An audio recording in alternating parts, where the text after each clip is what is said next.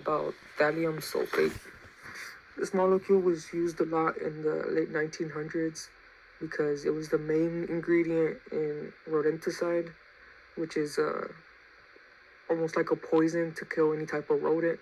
So like a rat, a possum, things like that. It was the main ingredient to use in the poison. So a little bit about this molecule.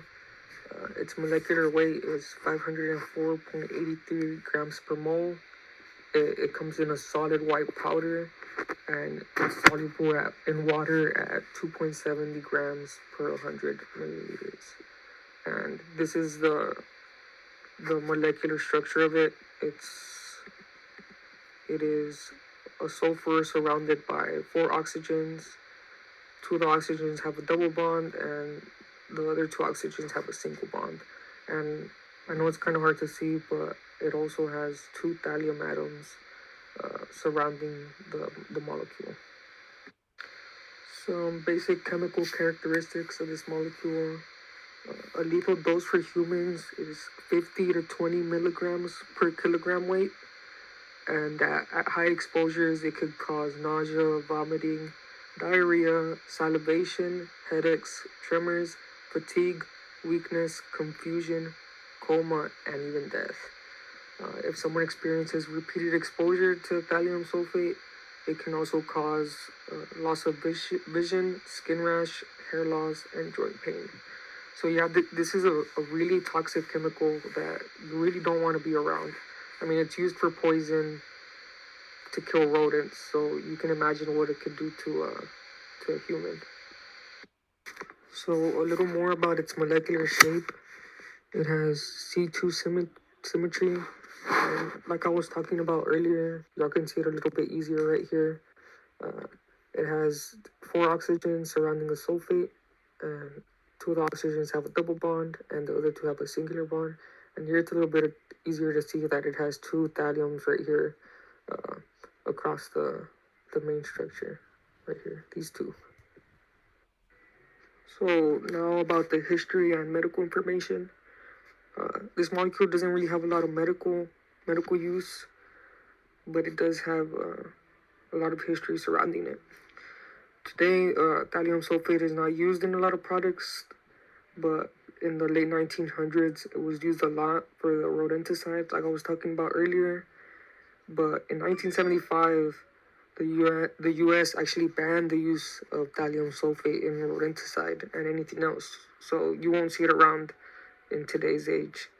And another thing I haven't mentioned is thallium sulfate was used a lot to make plants grow quicker. These are just some of the advantages that I've talked about already. Some advantages are they could be used as a rodenticide and the plant growth promoter. And disadvantages, it could be really lethal and can cause damage to liver, kidneys, heart, and brain. So here I'm just comparing thallium sulfate to a molecule y'all may be a lot more familiar with, which is sulfate. As y'all can see, it has almost the exact same structure. The only difference is that the thallium sulfate is going to have 2 thalliums attached to the molecule. So a little more history about thallium sulfate. Thallium itself was discovered in 1965 when someone was testing a sulfuric acid lamp. When someone was testing sulfuric acid in a lamp, the reaction between the sulfuric acid and the thallium caused the flame to turn green, and that's how thallium was discovered. Today, people can buy thallium sulfate online as a powder. It comes in a white powder. But like I said, there's really no use for it in today's age. And the molecule itself comes from reaction between thallium metal and sulfuric acid.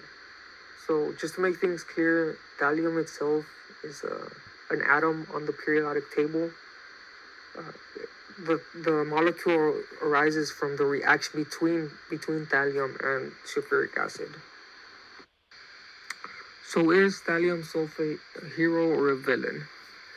I'm pretty sure that y'all made that decision throughout my presentation.